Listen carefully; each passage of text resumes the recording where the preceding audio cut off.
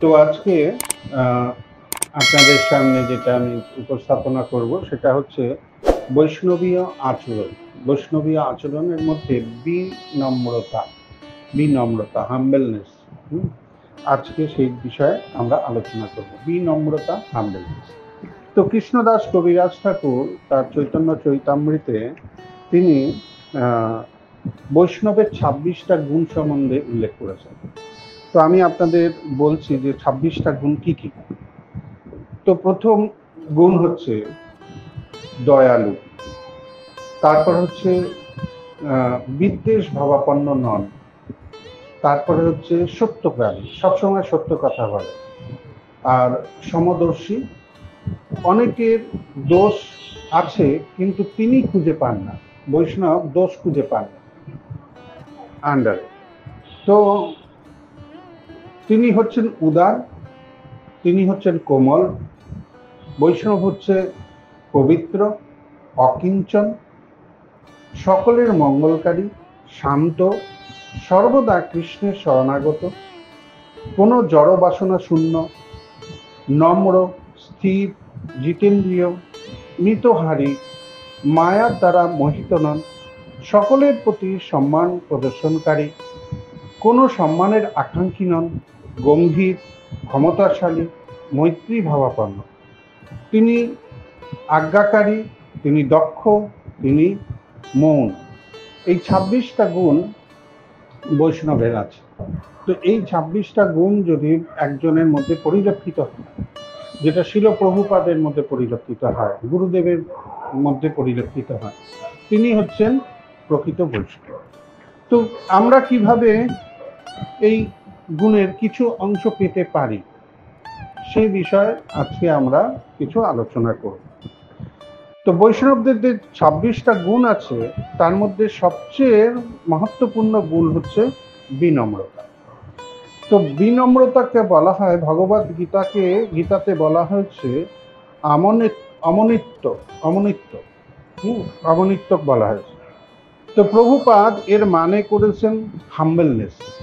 প্রভুপাদ ইংরাজিতে এই অমনিত্বের যে ইংরাজিতে লিখেছেন সেটা হচ্ছে হাম্বেলনেস, আর সেটাই আমাদের বাংলা ভাষায় বিনম্র। ঠিক আছে। তো ভক্তদের যে 26টা গুণের কথা বলা হয়েছে তার মধ্যে সবচেয়ে গুরুত্বপূর্ণ যে গুণ সেটা হচ্ছে কৃষ্ণ একই শরণম। কে বলেছেন? শিল প্রভুপাদ। প্রভুপাদ বলছেন ভক্তদের মধ্যে যে গুণগুলো আছে তার মধ্যে প্রধান গুণ হচ্ছে কৃষ্ণ একটু শরণম, মানে কৃষ্ণের প্রতি, কৃষ্ণকে সবসময় স্মরণ করা। এটা হচ্ছে তিনি বলছেন। তো একমাত্র কৃষ্ণ স্মরণই আমাদের ভগবানের কাছে ফিরিয়ে নিয়ে যেতে পারে। ভক্তি সিদ্ধান্ত সরস্বতী ঠাকুর বলছেন কৃষ্ণ এক শরণ তখনই হবে যখন আমাদের বিনম্রতা আসবে। তো বিনম্রতা হলো ভক্তির আধার। যার বিনম্রতা নেই সেই ব্যক্তি ভক্তি কেন এই জগতের কোনো কিছুই প্রাপ্ত করতে পারবে না। সে দিব্য জ্ঞানই হোক, সাধুসঙ্গ হোক, হরিনাম হোক, কিছুই সে পাবে না। কেন পাবে না? তার মধ্যে বিনম্রতা নেই, তাই সে এইগুলোর একটাও সে প্রাপ্ত করতে পারবে। তো যখন কোনো ভক্ত ভক্তি ছেড়ে চলে যায়, কোনো ভক্ত ভক্তি ছেড়ে চলে যাচ্ছে যখন, তখন আমাদের কি বুঝতে হবে? আমরা যদি অ্যানালাইসিস করি যে এই ভক্ত কেন চলে গেল, কারণ এটা একটা ভক্তের গুণ। যদি ভক্ত সঙ্গ থেকে কেউ চলে যাচ্ছে তা আমাদের একটু বুদ্ধি লাগানো উচিত যে আচ্ছা এই ভক্তটা তো ছিল, সেবা টেবা করছিল, তো এই ভক্ত কেন চলে গেল, কি করে চলে গেল, তাই না? যদি আমরা অ্যানালাইসিস করি তো আমরা কি দেখতে পাবো? আমরা অন্তিমে দেখতে পাবো অনেক পয়েন্ট খুঁজে খুঁজে খুঁজে খুঁজে যদি আমরা একাট্টা করি তো আমরা শেষে আমাদের যে সিদ্ধান্ত, সেই সিদ্ধান্তেতে আমরা কি আসবো? এসে আমরা দেখতে পাবো এর মধ্যে বিনম্রতার অভাব ছিল। তো বিনম্রতার কারণেই সেই ভক্ত ভক্তি ছেড়ে চলে গেছে। ঠিক আছে না? এইটাই হচ্ছে কারণ। তো বিনম্রতা খুবই জরুরি। তো ভক্তি চৈতন্য মহারাজ একটা লেকচার দিয়েছেন। সেই লেকচারে তিনি বলছেন যে ভৌতিক জগতে আর আধ্যাত্মিক জগৎ, ভৌতিক জগৎ আর একটা আধ্যাত্মিক জগৎ, তো এই দুটো জগতের মধ্যে একটা দেওয়াল আছে।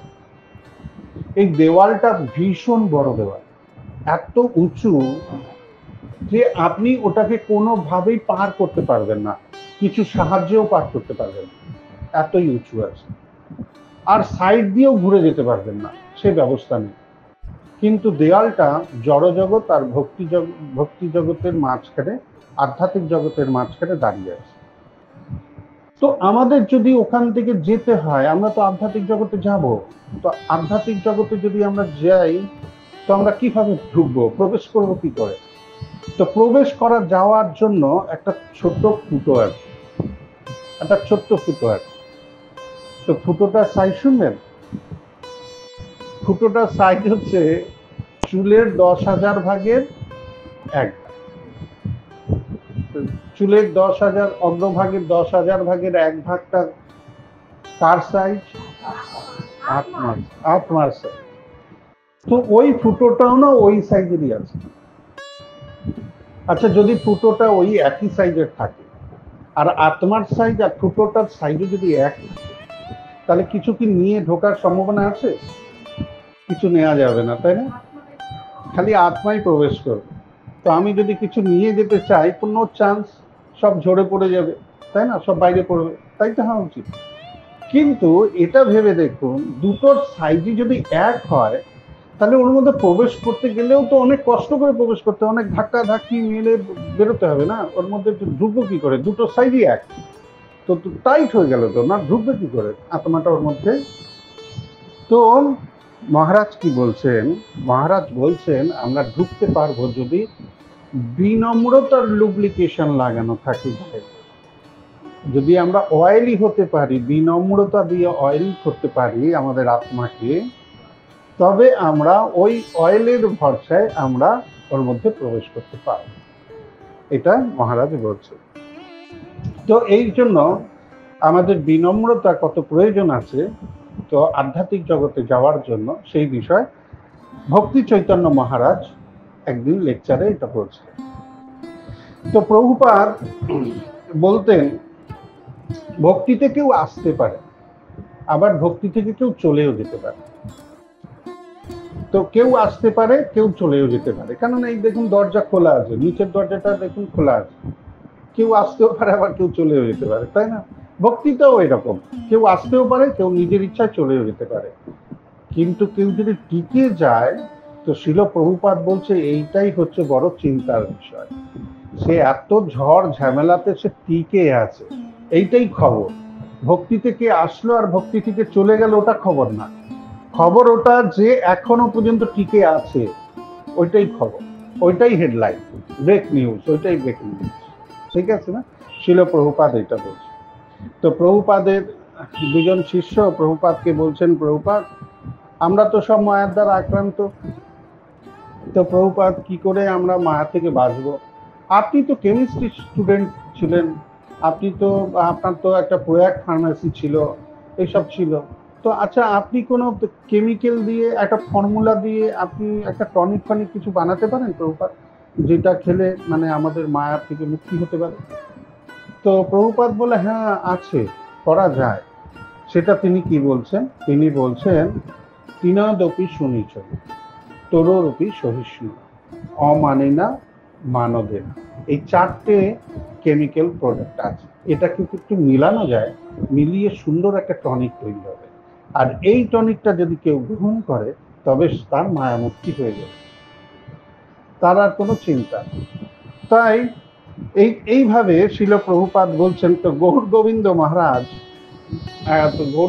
মহারাজ তিনিও একটা লেকচারে বলছেন যে সিংহের যে দুধ আছে না, সেই দুধটা যদি কেউ কালেক্ট করে কোনো বাসনে রাখে, আমাদের নর্মাল বাসনে সেই দুধটা থাকবে, তো তার জন্য না একটা বিশেষ পাত্র চাই। সেটা ধরুন সোনার পাত্রও হতে পারে, তো যাই হোক হতে পারে এটা। তো তার জন্য একটা বিশেষ পাত্র চাই। তো সেই পাত্রে ওই যদি দুধটাকে যদি রক্ষণ করা হয় তাহলে সেই দুধটা থাকবে, অন্য পাত্রে দুধটা থাকবে। কার দুধ? সিংহ দুধ দেয় নাকি? ভালো করে শুনছেন না তার মানে? সিংহী দুধ দেয়। তো সিংহীর দুধ, হ্যাঁ, সিংহীর দুধটা তো এইভাবে রক্ষণা করলে তাহলে হবে। তো এইভাবে তো বলছেন যে ঠিক তেমনি আমরাও চৈতন্য মহাপ্রভুর যে অমৃত হৃদয়ের আমাদের মধ্যে যে অমৃত তিনি প্রদান করেছেন, যে দুগ্ধ হরিনাম রস যে তিনি দিয়েছেন, তাকে সংরক্ষণ করতে গেলেও আমাদের একটা বিশেষ বাসন দরকার হয়। সেই বাসনটা হচ্ছে আমাদের হৃদয়।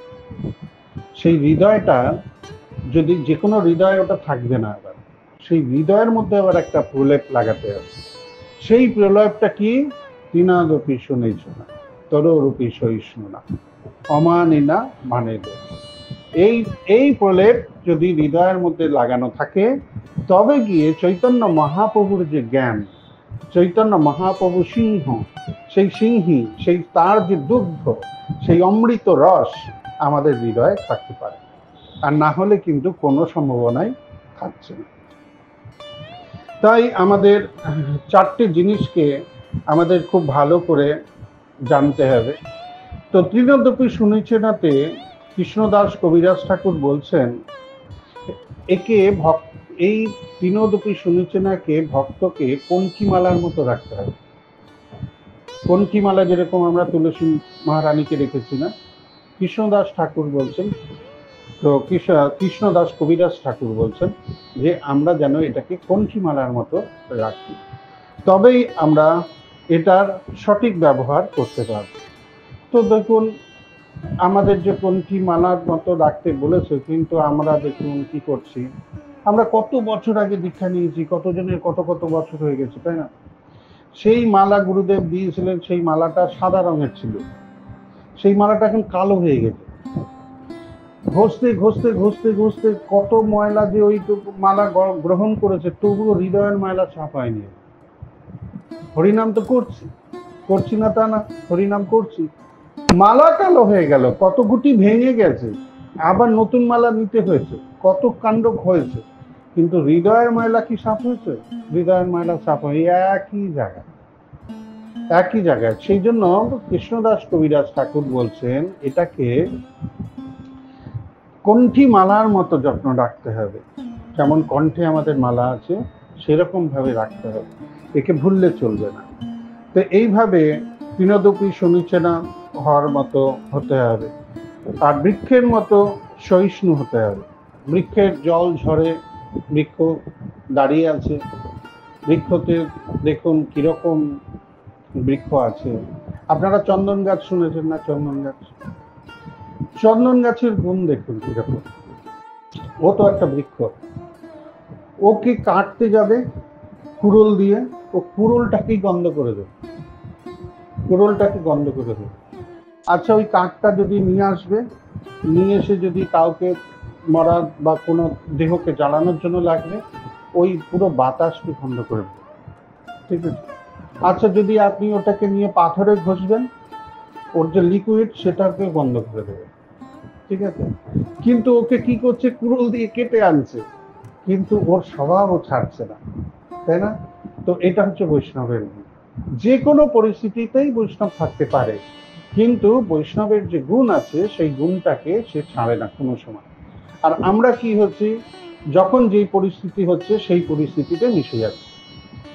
চৈতন্য মহাপ্রভু সবাইকে আশীর্বাদ করছেন, কল্পতরু হয়ে গেছেন চৈতন্য মহাপ্রভু, সবাই আশীর্বাদ প্রাপ্ত হচ্ছেন। তো ওইখানে আশীর্বাদ প্রাপ্ত হওয়ার পরে সবাই বলেছেন মহাপ্রভু মুকুন্দ বাদ হয়ে গেল, মুকুন্দ পেল না আশীর্বাদ। তো চৈতন্য মহাপ্রভু বলছেন যে আমি মুকুন্দকে আশীর্বাদ করব না। তো থমথমে হয়ে গেছে জায়গাটা, সবাই এইদিকে ওদিকে মুখ তাকাচ্ছে, নিত্যানন্দ প্রভুর দিকে তাকাচ্ছে যে উনি যাতে একটু বলেন ফেলেন মহাপ্রভুকে। তো নিত্যানন্দ প্রভু বললেন, মহাপ্রভু মুকুন্দ তো তোমার খুব ভালো সেবক, তুমি কেন এটা করবে? তুমি সবাইকে দিচ্ছ, তোমার তুমি তো মুকুন্দকেও দাও। তো বলছে না, মুকুন্দকে তো আমি ট্রেন দেবো। বলছে কেন, কি করেছে মুকুন্দ? বলছে মুকুন্দ ভালো, সব ঠিক, কিন্তু ও যেখানে যাবে তার মতো হয়ে যাবে। ও মনসা মন্দিরে গিয়ে মনসার গান করা শুরু করে দেবে, ও মায়াবাদীদের সঙ্গে যাবে, মায়াবাদীদের সঙ্গে কীর্তন করা শুরু করে দেবে। হ্যাঁ, ও ও যেখানে যাবে সেখানে তার মতো মিশে যাবে। নির্বিশেষ ব্রহ্ম পূজারী, তাদের সঙ্গে নির্বিশেষ ব্রহ্ম নিয়ে কথা বলা শুরু করে দেবে। তো আর আমার এখানে আসবে, হরিনাম জপ করবে, হরি কীর্তন করবে। তো যেখানে যায় সেখানে সেখানে মিশে যায়। তাই আমি ওকে, এরম ব্যক্তিকে আমি প্রেম দেবো। এর থেকে আমরা কি বুঝতে পারি? এর থেকে বুঝতে পারি যে তার মানে বৈষ্ণবের একটা স্বাভাবিক গুণ আছে। এই গুণটার থেকে যদি আমরা বেরিয়ে যাই, তাহলে ওই মুকুন্দের মতো আমরা হবে। অ্যাকচুয়ালি তো মুকুন্দ তো শুদ্ধ ভক্ত, কিন্তু লীলার মাধ্যমে চৈতন্য মহাপ্রভু আমাদের সামনে প্রেজেন্ট করছে। এরকম না মুকুন্দ কোনো ছোটখাটো ভক্ত। মুকুন্দের ছেলেই হচ্ছে রঘুনাথ। তো ভেবে দেখো, তো চৈতন্য মহাপ্রভু জিজ্ঞেস করেছিল, মুকুন্দ তোমার বাবা ছেলে না ছেলের বাবা তুমি, কোনটা কোনটা, তোমার বাবা ও না তুমি ওর বাবা, এরকম বলেছে। তো মুকুন্দ বলে যে ছেলে আমার বাবা। তো ওই রঘুনাথের ডাকেই ভগবান এসেছিল খাওয়ার জন্য। তো ভেবে দেখো, তো ওই রকম যে পিতা, সেই পিতা কি কোনো ছোটখাটো ব্যক্তি নেই। তো সেই পিতাকে বলছে এরকম। তাই আমরা জানি, এটা না ভাবি যে মুকুন্দ বোধহয় একটু অন্যরকমই ছিল, কিন্তু মুকুন্দ এটা লীলা করে দেখিয়েছে। বৈষ্ণবরা যেন, আমরা যেন এরকম না হয়। যেখানে যাচ্ছি, আজকে আমরা বৈষ্ণব সঙ্গে আছি, আমাদের একটা বিশেষ শিক্ষা আছে। আমাদের কথা বলা, আমাদের ব্যবহার, আমাদের সুচিতা, আমাদের সমস্ত কিছুর মধ্যে একটা বিশেষ শিক্ষা আমরা প্রাপ্ত করেছি। কারণ গুরুদেব আমাদের দিয়েছেন এটা। গুরুদেবের থেকে আমরা এটা প্রাপ্ত করেছি। তো সেই প্রাপ্তিটাকে আমরা যেন ভুলে না যাই। আমরা যখন কোনো বিয়ে বাড়ি যাচ্ছি, কোনো জায়গায় যাচ্ছি, তখন হা হা হু করে তাদের মতোই হয়ে যাচ্ছে। আমরা কিন্তু ভুলে যাচ্ছি কৃষ্ণকে টোটাল ছেড়ে দিচ্ছি। মুকুন্দ এই ব্যবহারটা করেই দেখিয়েছে, এটা দেখিয়েই শিক্ষা দিচ্ছেন আমাদের, তাই না? আমরা তাদের মতো হয়ে যাচ্ছি, বাজারে যাচ্ছি, অফিসে যাচ্ছি, তাদের মতো হয়ে যাচ্ছি। কিন্তু আমাদের মনে রাখার কথা যে আমরা তো এইভাবে তৈরি না। আমাদের তো একটা নির্দিষ্ট জায়গা আছে, আমাদের একটা নির্দিষ্ট গোল আছে। সবার নির্দিষ্ট গোল নেই। সবার যদি নির্দিষ্ট গোলও থাকে, তো এই জড়জগতে তাদের নির্দিষ্ট গোলটাই সীমাবদ্ধ। কিন্তু আমাদের নির্দিষ্ট গোলটা হচ্ছে ভগবত ধামে ফিরে যাওয়া। তাই আমরা বাইরে থাকি আর ঘরে থাকি, বা বাইরের লোকের সঙ্গে কথা বলি, বা বৈষ্ণবের সঙ্গে কথা বলি, তো আমাদের সবসময় মনে রাখতে হবে যে জড়জগতে থাকলেও আমরা পদ্মফুলের পাতার উপরে যেমন জল থাকে, সেইভাবেই আমাদের ব্যবহারটা করতে হবে। আমরা খুব অল্প কথায় সারবো সেখানে যেখানে আমরা দেখবো ভৌতিক জগতের লোকের সঙ্গে আমাদের মিট করতে হচ্ছে, সেখানে খুব অল্প কথায় আমরা সারবো। বেশি কথার মধ্যে ঢুকবো, তাই না? বেশি কথার মধ্যে ঢুকে কি হবে, আমাদের নিজেদের প্রিয়রিটিটা নষ্ট হয়ে যাবে, আমাদের কৃষ্ণ ভক্তিটা দূরে চলে যাবে, কৃষ্ণের থেকে আমরা সরে যাব। সবসময় যে কৃষ্ণ একই শরণাম, এই যে কথাটা বলা হয়েছে ভগবত গীতাতে, তো এখান থেকে তো সরে গেল। কৃষ্ণ একই শরণাম তো হচ্ছে না, আমরা যার কাছে আছি তাকেই স্মরণ করে চলছি, তাই না? তো সেই জন্য আমাদের এটা মনে রাখতে হবে, কৃষ্ণ একই শরণাম মানে হচ্ছে আমাদের ব্যবহার, তাকে আমাদের বুঝতে জানতে হবে। তো এইভাবে চৈতন্য মহাপ্রভু গোবিন্দকে বলেছিলেন। তো আমরা গৌর গোবিন্দ মহারাজের কথা শুনছিলাম। তো তিনি বলেছিলেন যে দুধকে কিভাবে রাখতে হবে। চৈতন্য মহাপ্রভুর যে অমৃত, সেই অমৃত আমরা কিভাবে ধারণ করব। আমাদের হৃদয়ের কোটিনে কি থাকবে? আমাদের হৃদয়ের যে প্রলেপ, সেই প্রলেপে থাকবে তৃণাদপি শুনিছো না, তরুরপি সহিষ্ণু না, অমানিনা মানবে না, কীর্তনিয়া সদা হরি, এরকম আছে।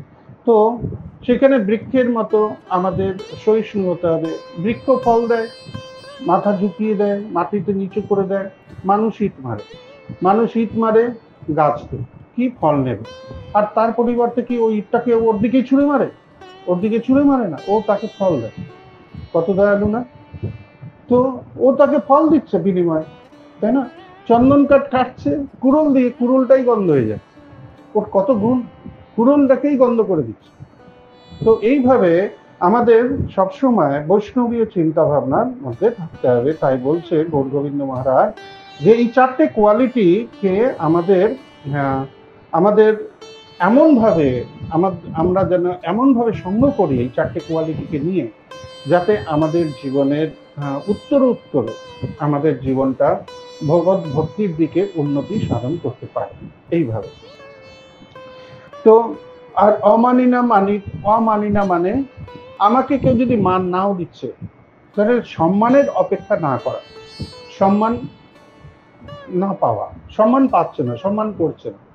তো অনেক সময় হয় কি, অনেকে বলে আমি অনেক সিনিয়র ভক্ত, হ্যাঁ, তো আমার একটু একটা বিশেষ জায়গা হলে ভালো হয়, তো আমার একটা বিশেষ জায়গা থাকলে ভালো হয়, বিশেষ সাইড হলে ভালো হয়, প্রসাদের একটা আলাদা ব্যবস্থা হলে ভালো হয়। তো এরকম যদি না হয় তখন হয় কি আমাদের মনে না একটু সম্মানহানি হচ্ছে বলে মনে হয়। তো তো বৈষ্ণবের গুণটা থেকে আমরা এখান থেকে সরে আসলাম, আমরা কিন্তু ভুলে গেলাম যে আমাদের করতে কি হবে, আমাদের অ্যাকচুয়ালি করার কি ছিল, আমাদের জায়গাটা কোথায়, আমাদের গোলটা কিন্তু ভুলে গেছি। আমরা কি করছি, এই জায়গায় সম্মান নিতে চাইছি, এই জায়গায় সম্মান নাই বা দিল তো কি আসলো কেন, আমাকে তো ভক্ত হিসাবে আপ্যায়ন করেছে, আমাকে তো বসিয়েছে, যথেষ্ট হয়ে গেছে।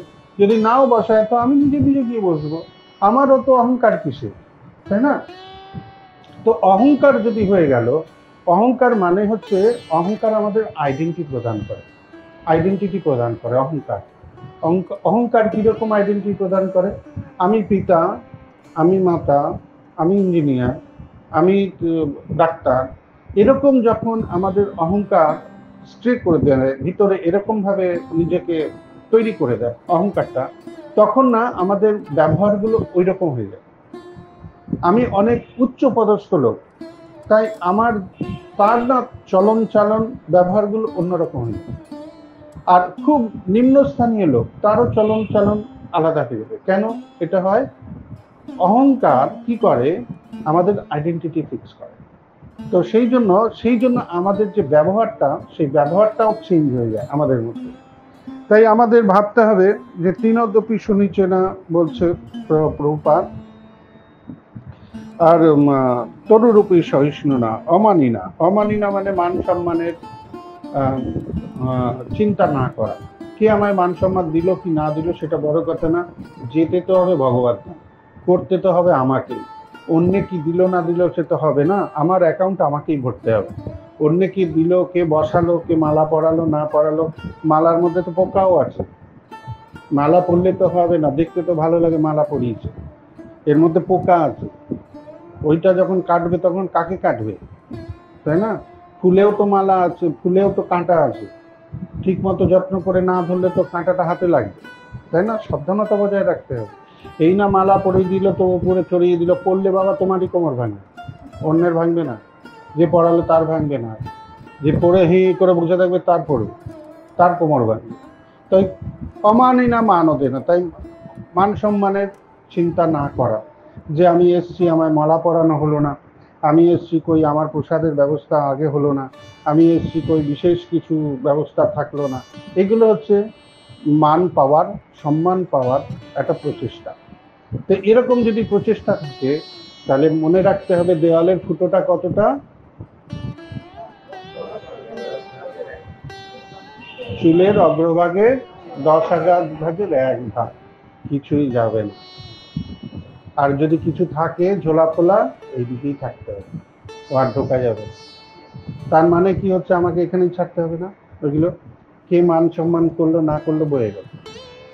আর যদি আমাকে কেউ মান সম্মান না করছে, আমি কিন্তু এটা করব না যে ওর বাড়িতে গেছিলাম না, ও আমাকে দাঁড়ি করে রেখেছিল, একটা চেয়ারও দেয়নি বসতে, ও জানে আমার কোমরে ব্যথা কিন্তু তবু ইচ্ছা করে দেয়নি, ও জানো না একটু আছে, হ্যাঁ, ওর নাম আমি দেখেছি এর আগেও না এরকম আমার সঙ্গে করেছে কয়েকবার, ওর না কিছু সমস্যা আছে, বুঝতে পেরেছো? আমার জানে কোমরে ব্যথা, আমাকে একটা তবু চেয়ারটা দিল না, অন্যকে বলে আসুন আসুন আসুন বসুন, কিন্তু আমায় দিচ্ছে না। হ্যাঁ, এরকম। তো যদি এরকম করছে, এবার আমার প্রোগ্রামে যখন আমি ডাকবো তখন নেই ভালো করে গুছিয়ে দেবো তোকেও, হ্যাঁ, আয় এবার বস, কোথায় বসবি, হ্যাঁ, এবার আমিও দেবো, লাস্ট ব্যাচে তোকে খাওয়াবো, বসে তার কেটে আনি গামছা বেঁধে। তার মানে কি হচ্ছে, আমাকে যেহেতু সম্মান দেয়নি, আমিও তাকে সম্মান দেব না। তো অমানি না মানবে না, মানে মান আমি পেলাম না, অসম্মান হয়েছিলাম ওর কাছে, কিন্তু ও যখন আসলো আমি ওয়েলকাম করলাম পুরো। কেন? আমি কিন্তু বৈষ্ণবীয় গুণটা ছাড়লাম না। আবার সেই চন্দন কাঠ, কুড়োল কেটে দিচ্ছে, কিন্তু ও কিন্তু তার গুণ ছাড়লো না, কুড়োলকেই গন্ধ করে, কুড়োলও গন্ধ হয়ে যাচ্ছে, তাই না? ওকে পুড়িয়ে দিচ্ছে, ও বাতাসকে গন্ধ করে দিচ্ছে, ওকে ঘষে ঘষে মেরে দিচ্ছে, ও সেই লিকুইডকে গন্ধ করে দিচ্ছে। তাহলে ভেবে দেখুন কিরকম আছে না, ওকে শেষ করে দেওয়া হচ্ছে, পুরো কেটে নিয়ে ওকে নানানভাবে শেষ করে দিচ্ছে, কিন্তু ও কিন্তু ছাড়ছে না ওর গুণ, একইভাবে গুণ রেখে দিয়ে গেছে। তাই আমাদের যদি কেউ সম্মান করেনি কোনো সমস্যা নেই, আমরা ওটা দেখবো কেন, আমাকে সম্মান করছে কি করছে না, তার মানে সমস্যা আছে আমার ভিতরে, তার মানে সম্মান পাওয়ার ইচ্ছা আছে আমার। আমি যদি টুকুর টুকুর তাকিয়ে দেখতে থাকি কে আমার বসতে বলছে, কে বসতে বলছে না, কে আমায় তাকালো না, কে ওয়েলকাম করলো না, তার মানে আমার সমস্যা আছে ভিতরে, মান পাওয়ার সমস্যা আছে, তাই না? এবার পেলাম না বলে আমি দুঃখী হয়ে যাচ্ছি। কিন্তু যদি এই সমস্যাটা না থাকে, সাধারণ ব্যক্তি, সবার জন্যই পুজো, সবার জন্যই ডাক, আমিও সবার মধ্যে আমি একজন, কোথাও জায়গা ফাঁকা আছে গিয়ে টুকটুক করে গিয়ে টুকটুক করে গিয়ে বসে পড়লাম, না ভাই নিচে বসতে পারবো না, কোমরে না ব্যথা আছে, তো একটু কোনায় জায়গা আছে, কোনায় বসে পড়লাম, কোনো সমস্যা নেই। তবে কি হবে, সব ঠিকঠাক থাকবে, তাই না? তো এইভাবে বলা হয়েছে। তো এই মান নেওয়া আর বিনম্রতা আমাদের এখান থেকে প্রকাশ।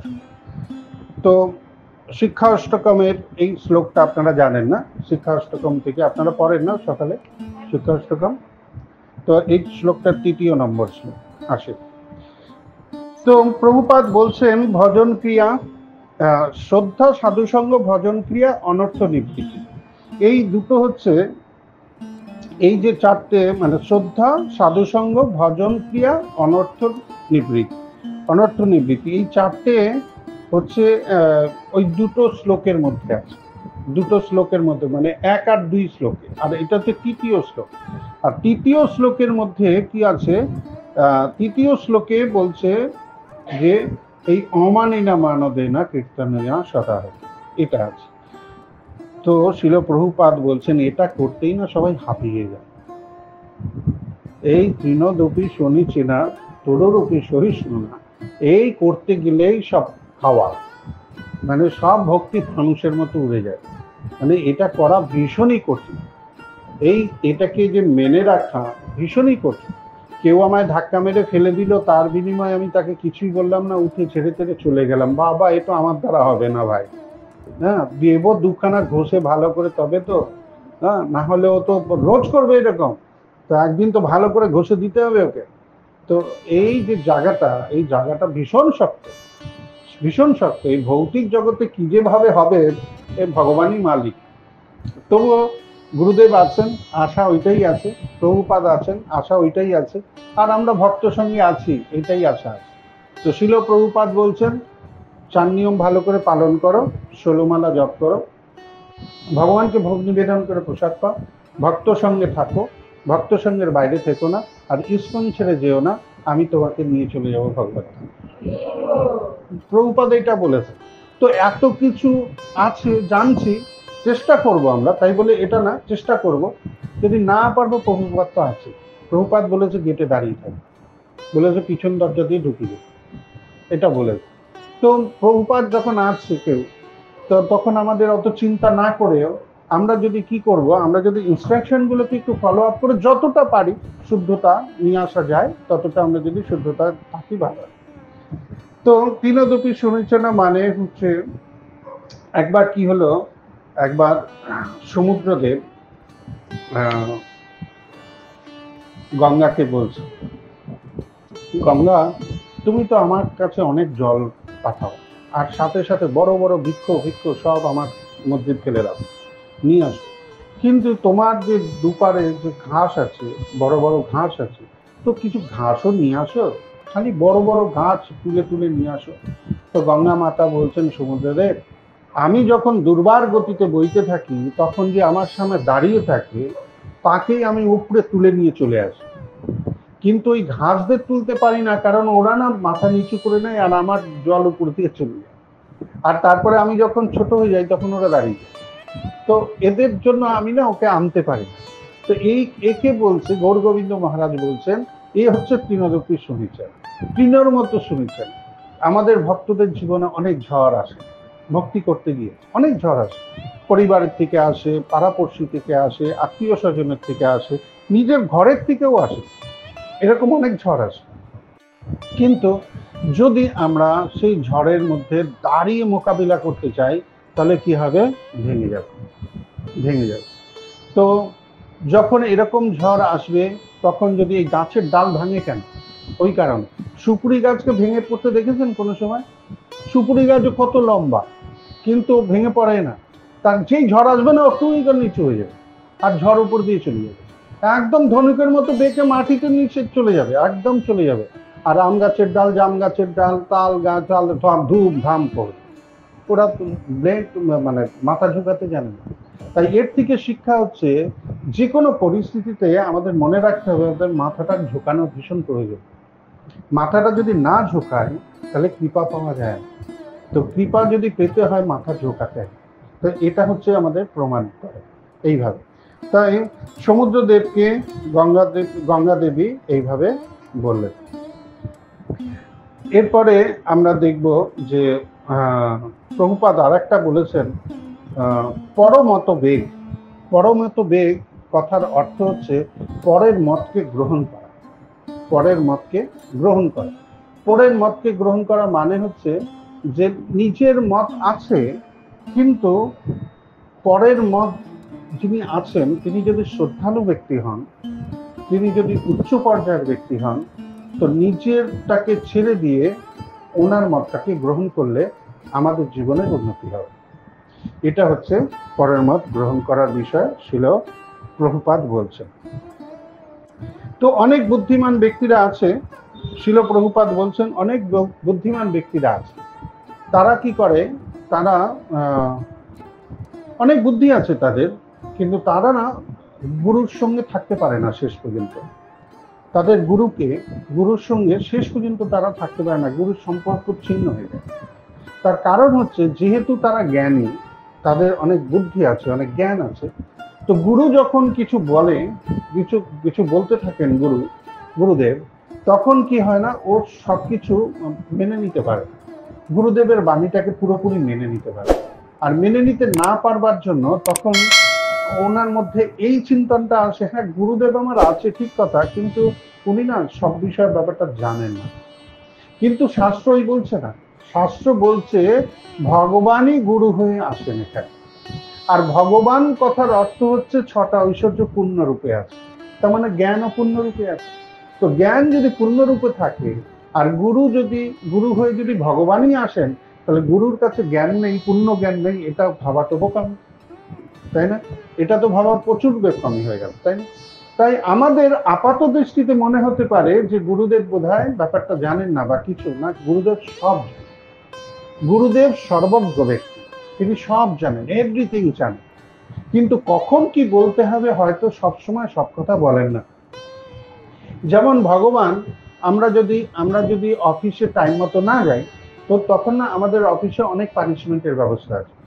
যদি 3 দিন বা 2 দিন এরকম কোনো অফিস আছে, 3 দিন 2 দিন যদি রাইট টাইমে পৌঁছতে না পারি, তো 1 দিনের ছুটি মাইনাস হয়ে বা হাফ বেলার ছুটি মাইনাস হয়ে, এরকম অনেক অফিসের নিয়ম আছে।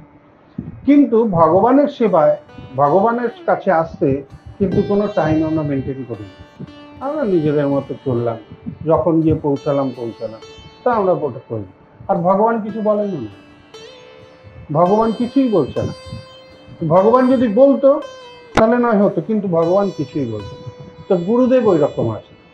আমাদের অনেক কিছু অনর্থ গুরুদেব দেখতে পান, গুরুদেব দেখতে পান না তা না, কিন্তু গুরুদেব সব সময় সব কথা বলেন না। সব কথা বলেন না তার কারণ হচ্ছে শিষ্য হওয়া আর দীক্ষিত ভক্ত হওয়ার মধ্যে তফাৎ আছে। দীক্ষিত ভক্ত আর শিষ্য কিন্তু এক না, এই কথাটা ভালো করে জানবেন। শিষ্য আর দীক্ষিত ভক্ত কিন্তু এক না, ঠিক আছে? দীক্ষিত ভক্ত, গুরুদেব তাকে হরিনাম দীক্ষা দিচ্ছেন, হরিনাম দীক্ষা দিচ্ছেন সে যাতে ভগবানের সেবা করে। কিন্তু শিষ্য সে যে গুরুদেবের আদেশ পালন করে, তিনি হচ্ছেন শিষ্য, আর না হলে তিনি শিষ্য না, তিনি হচ্ছেন একজন দীক্ষিত ভক্ত। শিল প্রভুপাদের কাছে এসে একজন বলছেন, শিল প্রভুপাদ, আপনার যে ভক্ত, আপনার যে শিষ্য, সে তো 4 নিয়ম পালন করছে না, সে তো আবার ওই 4 নিয়মের মধ্যেই ঢুকে গেল, সে তো আপনার থেকে দীক্ষাও নিল। তো শিল প্রভুপাদ বলছে, ও আমার না দীক্ষিত ভক্ত, আমার শিষ্য। শিষ্য হচ্ছে ব্রহ্মানন্দ স্বামী, যেখানে আমি পাঠিয়েছি সেখানে চলে গেছে, মুক্তি আওয়াজ করে, এ তো শিষ্য। শিষ্যর কোয়ালিটি হচ্ছে আমাকে যে কথা দিয়েছে, আমি তার বিনিময়ে যখন তাকে আদেশ করেছি, তখন সে আমার আদেশটাকে পালন করেছে, এটা হচ্ছে শিষ্য। দীক্ষিত ভক্ত কেউ হতে পারে। তাই বুঝতে পারছেন তো গুরুদেব কি বলছেন? গুরুদেব বলছেন আমাদের শিষ্য হতে হবে, দীক্ষিত ভক্ত হলে চলবে, আমাদের শিষ্য হতে হবে। অর্থাৎ আমরা যখন দীক্ষা নিচ্ছি তখন গুরুদেবের থেকে কি করছি? মালা নিচ্ছি, আর গুরুদেবকে প্রমিস করছি, গুরুদেব আপনার সেবা কার্যে আমি সহায়তা করব। তো গুরুদেব সবাইকে এইভাবেই মালা দিচ্ছেন, এরকম না কাউকে আলাদা কিছু বলছেন, একই বাঁধের সবাইকেই মালা দিয়েছেন। কিন্তু দীক্ষার পরে যার যার পাখা হয়ে গেছে, তারা তারা পাখা মেলে চলে গেছে, এদিকে ওদিকে চলে গেছে। তো গুরুদেবের তার মানে ওরা দীক্ষিত ভক্ত, ঠিক আছে। শিষ্য কারা? শিষ্য আপনার দীর্ঘকাল ধরে ভগবত গুরুদেবের থেকে দীক্ষা নিয়েছেন, আর দীক্ষা নিয়ে আপনারা সেবাতে যুক্ত হয়ে আছেন, তো আপনারা শিষ্য। তো যখন গুরুদেব দেখবে যে হ্যাঁ এ আমার শিষ্য, তখন গুরুদেব ইনস্ট্রাকশন দেন। তার আগে গুরুদেব সবাইকে ইনস্ট্রাকশন দেন না। গুরুদেব জানেন যে সবাই ইনস্ট্রাকশন পালন করবেন। কিছু কিছু ব্যক্তিরা আছে, তারা গুরুদেবকে দেখে গুরুদেব গুরুদেব গুরুদেব এসছে, গুরুদেব এসে ঝাঁপিয়ে পড়বে গুরুদেবের উপরে, গুরুদেবের থেকে মালা, গুরুদেবের গলার থেকেই একটা মালা টেনে হয়তো সে নিয়ে চলে যাবে, হ্যাঁ, বা এখান থেকে একটা ফুল নিয়ে নেবে, গুরুদেব একটু চরণের কৃপা দিন, চরণের কৃপা দিন, এই বলে গুরুদেবের মাথার চরণ থেকে একটা ফুল নিয়ে নেবে, হ্যাঁ, আর গুরুদেব যাচ্ছে পিছন পিছন গুরুদেব গুরুদেব করতে করতে হো হো হো গুরুদেব যাচ্ছে। গুরুদেব গাড়িতে উঠে চলে গেল, সে বলে চল বাড়ি যাই, তাই খাবার গুলো দিয়েছি, সেই প্যাকেট গুলো ওখানে ছিল, হয়ে গেছে, হয়ে গেল, পুরো মাল ছাই হয়ে গেল, গুরুদেব গাড়িতে চলে গেল, উনিও হয়ে গেল, ওনার হয়ে গেল। তো এরা হচ্ছে দীক্ষিত ভক্ত, খালি দীক্ষা নিয়েছে, শিষ্য। গুরুদেবের শিষ্য হচ্ছেন তিনি যে যারা গুরুদেবকে কথা দিয়েছেন যে গুরুদেব আপনার চরণ সেবায় আমি সর্বদা সব সময় যে কোনো অবস্থাতেই আমি থাকবো, এটা আমার সেবা আপনার চরণে। তো তাই সেই ভক্ত যদি সেইভাবে সেবা করবে, তাহলে গুরুদেব তাকে শিষ্য বলে মানেন। আর মৃত্যুর পর গুরুদেব এই শিষ্যদেরই ভগবত ধাম প্রেরণ করেন। হরি বল, অন্য কেউ না, এটা ভাববেন না। তো গুরুদেবের কাছে এক জায়গায় আমি শুনেছি, এক বরিষ্ঠ ভক্তের মুখে শুনেছি, একজন প্রশ্ন করেছিলেন যে গুরুদেবের কাছে এত লোক দীক্ষা নিচ্ছে, দীক্ষা নিয়ে তারা নানান জায়গায় চলে যাচ্ছে, তারা সেবা করছে না গুরুদেবের। গুরুদেব যে সেবার কার্য দিয়েছেন, প্রভুপাদকে যিনি গুরুদেব কথা দিয়েছেন যে আমি এত বুক ডিস্ট্রিবিউশন করব, এত কিছু করব, সব কিছু করব, তো গুরুদেব কাদের দিয়ে করাবেন? গুরুদেব তো তার শিষ্যদের দিয়ে করাবেন, তাই না? তো শিষ্যরা সেইভাবে, কিছু শিষ্য অ্যাক্টিভ, কিছু, বেশিরভাগ শিষ্য অ্যাক্টিভ না, ঠিক আছে। তো এই যে শিষ্য অ্যাক্টিভ না, যে শিষ্য অ্যাক্টিভ না, দীক্ষা নিয়েছে, ব্যাস দীক্ষা হয়ে গেছে, এই পর্যন্তই যার মনোবৃত্তি এরকম। তো একবার একজন বরিষ্ঠ বৈষ্ণব, তিনি আমাকে বলেছিলেন যে আমার ট্রেনের সামনের সিটে একজন বসেছিল, তো বসেছিলেন, তো আমি দেখে মনে করলাম যে এটা ইস্কন ভক্ত হতে পারে। তো আমি বলেছিলাম যে আপনি কি ইস্কন ভক্ত? বলে না। তো বলছে আচ্ছা আপনি কি? বলে হ্যাঁ আমি দীক্ষা নিয়েছি, আপনাদের গৌড়ীয় বৈষ্ণব আমি, এসব বলেছে। তো বলছে আচ্ছা আচ্ছা, তো আপনি মালা জপ করেন? বলে আমার না দীক্ষা হয়ে গেছে। তো বলছে আচ্ছা আপনি গ্রন্থ অধ্যয়ন করেন? আমার না দীক্ষা হয়ে গেছে। বারবার বলে, যাই বলে তাতেই বলে আমার দীক্ষা হয়ে গেছে। তো এই দীক্ষা হয়ে গেছে, দীক্ষা হয়ে গেছে, তখন আমার সন্দেহ হয়েছে খালি দীক্ষা হয়ে গেছে, দীক্ষা হয়ে গেছে কেন বলে, কিন্তু কিছু বলবে। তখন বলার পরে তখন বলছে যে আপনি খালি কেন বলছেন দীক্ষা হয়ে গেছে, দীক্ষা হয়ে গেছে? তখন বলছে যে অ্যাকচুয়ালি দীক্ষাটা তো আমার গুরুদেব দিয়েছেন না, তো এই কাজগুলো কার? গুরুদেবের করার কাজ না, এটা তো আমার কাজ না। আমি খালি ওনার থেকে দীক্ষা নিয়েছি, মানে ওনাকে দিয়ে দিয়েছি সব, এবার উনি আমার হয়ে এটা করবে। এটা হচ্ছে দীক্ষা। দীক্ষা মানে এটা হচ্ছে যে আমি ওনাকে সমস্ত কিছু জমা দিয়ে দিয়েছি, এবার উনি এটা করবেন, আমি আমার কাজে থাকবো, আমার ব্যাপারটা উনি দেখভাল করবেন। তাই যেমন উকিল রাখে না আপনার প্রপার্টি দেখার জন্য, সেরকম উকিল। তো সব কাজ যদি মালিকের কাছে চিঠি আসে, উকিলের কাছে পাঠিয়ে, তো উকিল চিঠি লিখে পাঠায়, উনি সাইন করে পাঠিয়ে দেয়, এইভাবে সব। তো এইভাবে দেখে, তো সেটা হচ্ছে গুরুদেবের।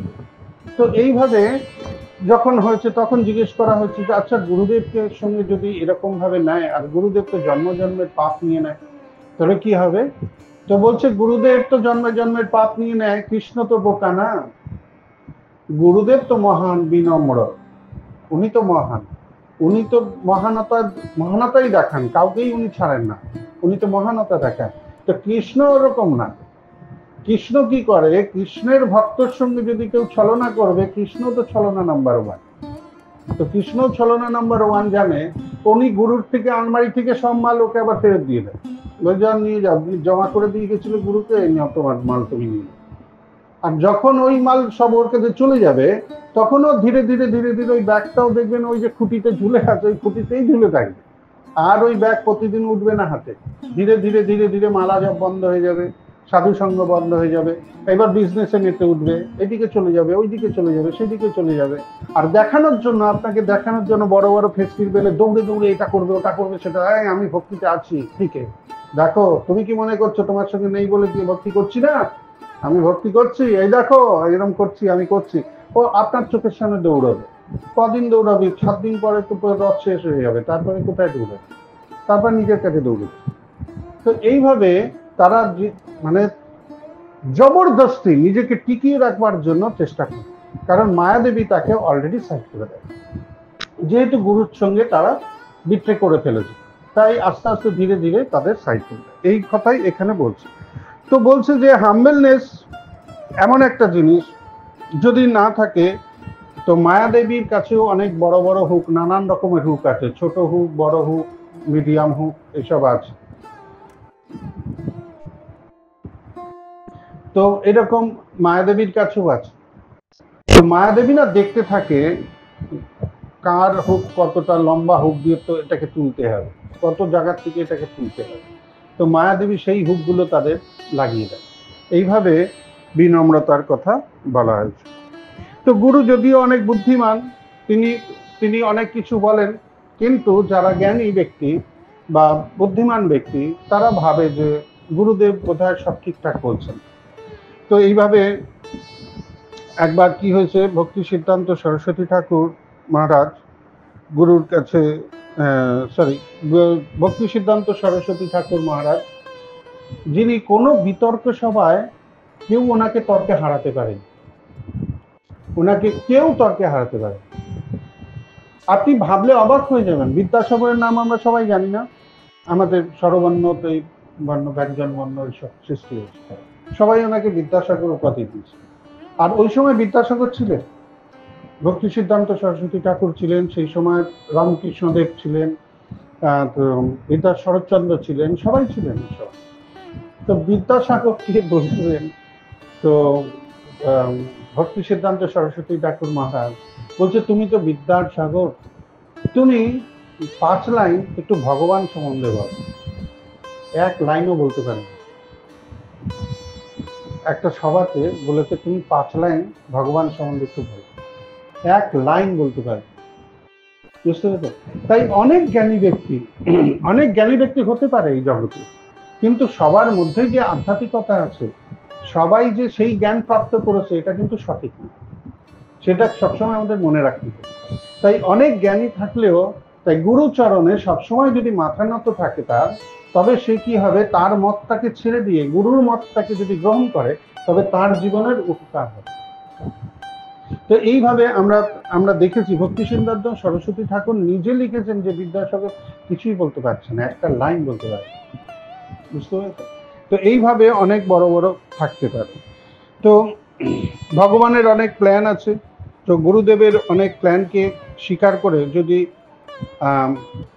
ভগবানের প্ল্যান, গুরুদেবের প্ল্যানকে আমরা যদি আমাদের হৃদয়ঙ্গম করতে পারি, তবে কি হবে, আমাদের জীবনের উন্নতি হবে। একবার অক্ষয় তীর্থ নামে এক বৈষ্ণব আচার্য, তিনি মন্দিরে গেছেন, আর মন্দিরে গিয়ে দেখছেন যে জল দিয়ে মন্দিরটাকে ধোয়ানো হচ্ছে, জল দিয়ে ধোয়ানো হচ্ছে। তিনি জিজ্ঞেস করেছেন, সব শিষ্যরা ধোয়াচ্ছে, তো উনি জিজ্ঞেস করেছেন কি ব্যাপার, মন্দির আজকে ধোয়াচ্ছে কেন, কি হয়েছে? তখন বলছে, গুরুদেব, একটা না কুকুর মন্দিরের মধ্যে প্রবেশ করে গেছে, তো কুকুর প্রবেশ করে গেছে, তাই মন্দিরটা অপবিত্র হয়ে গেছে, তাই আমরা এটাকে ধোয়াচ্ছি। তো ওই অক্ষয় তীর্থ আচার্য, এই গুরুদেব, তিনি ভগবানের বিগ্রহের সামনে গিয়ে হাত জোড় করে বলছে, প্রভু, এই কুকুরটা তো রোজ আসে, কেউ তো মন্দিরটা ধোয়ায় না। তাহলে ভেবে দেখুন কিরকম বৈষ্ণব আছে। বলছে কুকুর, এই প্রভু, এই কুকুরটা তো রোজ আসে, নিজেকে কুকুর মুখ বলছে, বলছে এই কুকুরটা তো রোজ তোমার মন্দিরে প্রবেশ করে, কই এরা তো কই মন্দিরটা ধোয়ায় না।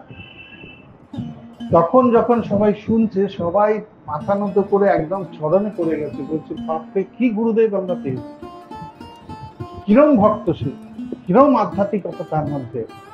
তার সে কুকুর স্তরে নিয়ে গেছে তাকে, সে একটা অবাঞ্ছিত কুকুর ঢুকে পড়েছে, সেই জায়গায় তিনি চলে গেছে। তো এটা হচ্ছে বৈষ্ণবের গুণ, এটা সম্বন্ধে বলছে। তো কুন্তী দেবী ভগবানকে বলছেন, হে প্রভু, আমি তো কম বুদ্ধিমান, বাস্তবিক অর্থে আমার তো তেমন কোনো বুদ্ধি নেই। তো কুন্তী দেবী এই কথা বলছেন। তো শিল প্রভুপাদ বলছেন যে হ্যাঁ, কুন্তী দেবী খুবই বিনম্র। অ্যাকচুয়ালি কুন্তী দেবী তো অনেক বুদ্ধিমান, অনেক উচ্চ পর্যায়ে শুদ্ধ ভক্ত, কিন্তু উনি অনেক বিনম্র, সেই জন্য ভগবানের সামনে বিনম্রতা প্রকাশ করে বলছে।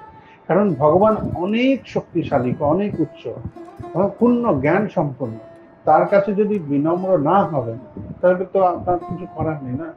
তো সেই জন্য কুন্তী দেবী সেখানে ভগবানকে প্রার্থনা করার সময় বলছে, আমি তো খুবই মূর্খ, কম বুদ্ধি। মানে এটা প্রভুপাদ একটা ক্লাসে বলছিল, কুন্তী দেবী শিক্ষার্থী নিয়ে ক্লাস করছিল। একজন মাতাজি হাত তুলে বলেছেন, প্রভুপাদ, শাস্ত্রে কেন বলা হয়েছে যে মাতাজিদের কেন বলা হয়েছে কম বুদ্ধিমান, কি মাতাজিদের কি বুদ্ধি নেই? এটা বলেছে। তো শিল প্রভুপাদ বলছেন, দেখো, শাস্ত্রে বলেছে মাতাজিদের বুদ্ধি নেই, তবে সেটা হচ্ছে সঠিক বলেছে, এটা ভুল কিছু বলে, সঠিক আছে। কেন, শাস্ত্র তো আমরা চেঞ্জ করতে পারবো না, শাস্ত্র তো ভগবান দ্বারা নির্মিত হয়েছে, তো শাস্ত্রে তো যদি এটা বলেছে তো সঠিক বলেছে। এইবার তুমি কি নারী বলে মনে করো নিজেকে? তখন বলে, হ্যাঁ আমি তো নারী। তাহলে তোমার বুদ্ধিটা কমই আছে। তখন ও চুপ হয়ে গেছে। কিছুক্ষণ পরে শিল প্রভুপাদ বলছেন, তুমি যদি নিজেকে নারী না মনে করে আত্মা মনে করো, তুমি যদি শরীরটাকে না নারী দেখো আর আত্মাকে দেখো, তো আত্মার নাম নারী পুরুষ হয়। আত্মা শরীরটা ধারণ করে আছে, কেউ নারী কেউ পুরুষ, তো আত্মার কোনো নারী পুরুষ। তো আমরা কি জানি যে আমরা শরীর নই, আত্মা। তাই নারীর বুদ্ধি নেই, এ তো শাস্ত্রে লেখা আছে। তো আমার কি দরকার আছে নারীর বুদ্ধি নেই? আমি তো আত্মা, আমি তো ভক্ত, আমার আবার কি চিন্তা আছে ওইটা নিয়ে? যারা ভক্তি করছে না তাদের জন্য ওটা, যারা ভক্তি করছে তারা তো কুন্তী দেবীর মতোই বিদুষী, সবাই কৃষ্ণ ভক্তি আছে। তো বুদ্ধি নেই তো কৃষ্ণ ভক্তি করছে কি করে? ওটাই তো বুদ্ধি, তাই না? ওটাই তো বুদ্ধি, সবার তো বুদ্ধি নেই কৃষ্ণ ভক্তি করার, তো ওইটাই তো বুদ্ধি আছে। তাহলে সে আত্মা স্তরে গিয়ে সে ভগবানকে সেবা করছে। তাই নারী শরীরে বসে থাকলেও ভক্ত কোনোদিন, নারী পুরুষ শরীরে থাকলেও সে কিন্তু আত্মা আছে, সে শরীরটা না। তাই দেহত্ব বুদ্ধিতে কেউ যদি মনে করে যে তুমি নারী আছো, তুমি পুরুষ আছো, সে অহংকারী ব্যক্তি, সে অহংকার এসে গেল তার মধ্যে। সেই জন্য নারী আন্দোলনে সে মেতে গেল, নারী পুরুষ সমান সমান, নারী পুরুষ সমান, নারীর এই অধিকার দিতে হবে। তো নারীতেই চলে গেল সে, তো নাড়তে এখানেই নেড়ে পড়ে থাকবে, মাথা ন্যাড়া করে পড়ে থাকবে। তো এইভাবে কি হবে? ভগবান প্রভুপাদ বলছেন যে আমাদের শুদ্ধ চেতনায় প্রবেশ করতে হবে। তাই নারী হই আর পুরুষ হই, যদি আমরা সবাই মিলে কৃষ্ণ ভক্তি করি, তাহলে সবাই আমরা বৈষ্ণব আর বৈষ্ণবী আছি। তো আমরা কেউ স্ত্রী পুরুষ নই, আমরা সবাই একজন বৈষ্ণব, একজন বৈষ্ণবী। তো বৈষ্ণবের কাজ হচ্ছে বৈষ্ণবীর সেবায় লাগা, আর বৈষ্ণবীর কাজ হচ্ছে বৈষ্ণবের সেবা। এইভাবে আমাদের গৃহকে আমরা উন্নত করি, আর আমাদের সন্তানকে ভগবানের সেবক রূপে বৈষ্ণব বৈষ্ণবী বলেই মানি। সুতরাং এইভাবে যখন আমাদের চিন্তন এরম থাকবে, তখন আমাদের হৃদয় পবিত্র হয়ে যাবে, আর দেহত্ব বুদ্ধিটাও চলবে। এটা শিল প্রভুপাদ আমাদের এখানে বলছে। তো কুন্তী মাতার উদাহরণ দিই। তো দেহত্ব বুদ্ধি নিয়ে বলছে। আমাদের অহংকার সম্বন্ধে আমি কিছুক্ষণ আগে বলে দিলাম, তো অহংকার বলে দিয়েছি। এরপরে গর্গমুনির এটা আছে। গর্গমুনি বলছেন যে প্রভুপাদ, অনেক ব্যক্তি আছে তারা না হাম্বলনেস দেখায়, কিন্তু অত হাম্বলনেস নেই, কিন্তু অত বিনম্রতা ভাব নেই, কিন্তু এগুলো দেখায় কিন্তু। তো এটা কিরকম হলো? তো প্রভুপাদ বলছেন যে এটা তোমার কি প্রবলেম? তো কেউ যদি দেখাচ্ছে, দেখাতে দেখাতে দেখাতে দেখাতে একদিন বিনম্র হয়ে যায়। হ্যাঁ, একদিন ওরকম দেখাচ্ছে, হয়তো অতটা নেই, হয়তো ওর মধ্যে নেই, কাউকে দেখলে হয়তো নমস্কার করছে, হরে কৃষ্ণ বলছে, মাথা নিচু করছে, আমি পতিত মনে করছে, আপনি আমাকে কৃপা করুন এরকম বলছে। হয়তো দেখা যাবে তার কিছুক্ষণ পরে সে অন্য রূপেই আছে, অন্যভাবেই আছে, কিন্তু বোঝা যাচ্ছে। কিন্তু সে যে এই জিনিসটা করছে, এটাকে দেখে মনে হবে যে একটা নাটকের মতো, এটা মনে হবে নাটকের মতো, কিন্তু এই নাটক করতে করতে করতে করতে না সে রিয়ালিটিতে চলে যাচ্ছে। একদিন ওই নাটক করতে করতে ওই জিনিসটা গেঁথে যাবে, আর গেঁথে গেলেই তার জীবনে ক্লিক হয়ে যাবে, তার জীবন ক্লিক হয়ে যাবে। তাই কেউ যদি এটা করছে, কোনো খারাপ কিছু করছে না, করতে পারছে। তো এইভাবে গর্গমুনির কথার উত্তর দিয়েছিল শিল প্রভুপাদ।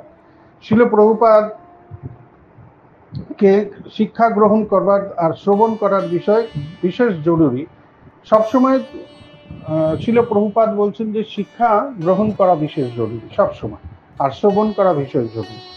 তো পূজ্যপাদ তমাল কৃষ্ণ স্বামী মহারাজ কি করতেন, শিল প্রভুপাদ যখন প্রবচন করতেন, তো উনি সেক্রেটারি হিসাবে সেবা করতেন শিল প্রভুপাদের। তো উনি না সামনেই থাকতেন, সামনাসামনি বসে থাকতেন, কি প্রয়োজন হয় কি না প্রয়োজন হয় সবকিছু দেখতেন। তো উনি না, ওনার একটা এরম ছিল, শিল প্রভুপাদ যাই বলতো ছিল, উনি মাথা নাড়াতেন আর বলতো আইনো আইনো আইনো আইনো আইনো আইনো, এরম বলতো। আইনো মানে আমি জানি, ব্যাপারটা জানি জানি, এরম বলতো। তো শিল প্রভুপাদ ওকে ডেকে বলেছেন যে তুমি যদি সত্যি জানো, তুমি আইনো আইনো বলতে থাকো, তুমি যদি সমস্ত ব্যাপারটাই জানো, তাহলে তুমি এখানে সময় নষ্ট করছো কেন? তুমি তোমার কাজে চলে যেতে পারো, তুমি এখানে বসে আছো কেন, সময় নষ্ট করছো কেন? তখন উনি বুঝতে পারলেন যে ওনার যে আইনো আইনো কথাটা, তো এটা সঠিক ভাবে যায়নি প্রভুপাদের কাছে মেসেজটা। তখন উনি বললেন, প্রভুপাদ এটা না আমার ওই কথার লব্জ, মানে আমার মুখ থেকে না সবসময় এরকম বেরোয়। অ্যাকচুয়ালি আপনি যেটা বলছেন আমি জানি না, হ্যাঁ, অ্যাকচুয়ালি আপনি যেটা বলছেন শাস্ত্রের কথা আমি জানি না, কিন্তু আমি আইনো আইনো করছি, কিন্তু এটা আমি জানি না।